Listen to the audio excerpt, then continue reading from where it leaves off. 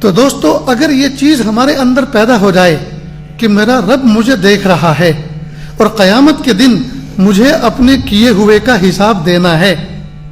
قیامت کے دن مجھے حساب دینا ہے، اس بات کا احساس پیدا ہو جائے تو ہماری جلوتیں اور خلوتیں سب برابر ہو جائیں۔ آج ہمارا حال یہ ہے، ہم جلوت کے پارسا اور خلوت کے پاپی ہیں، مخلوق کے سامنے نیک بنے ہوتے ہیں اور تنہائیوں میں شیطان کو شرما دینے والے کاموں کا ارتکاب کرتے ہیں، ہے نا ایسا دوستو؟ مخلوق کے سامنے ہم سوہنے سجیلے نیک سالے بندے بن کے بیٹھتے ہیں، بزرگ اور پارسا بنے بیٹھتے ہیں، اور جہاں دروازہ بند ہوا، جہاں ونڈو بند ہوئی، اور اس کے بعد ہم شیطانی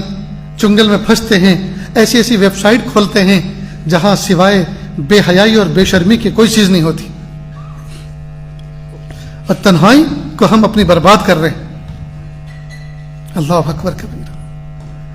اس لیے دوستو ہم جلوت کے پارسا اور خلوت کے پاپی ہیں، درنگی کی ہم زندگی گزار رہے ہیں، مخلوق کے سامنے ہم کچھ اور بیہیو کرتے ہیں، اپنے الگ انداز سے اپنے آپ کو ڈسپلے کرتے ہیں، اور خالق کے سامنے تنہائی میں ہم کسی اور انداز کے ہو جاتے ہیں۔ جب تک ہماری جلوت اور خلوت ایک جیسی نہیں ہوں گی، جب تک ہماری یہ درنگی یکرنگی سے تبدیل نہیں ہوگی، وہاں تک دوستو کامیابی نہیں مل سکتی۔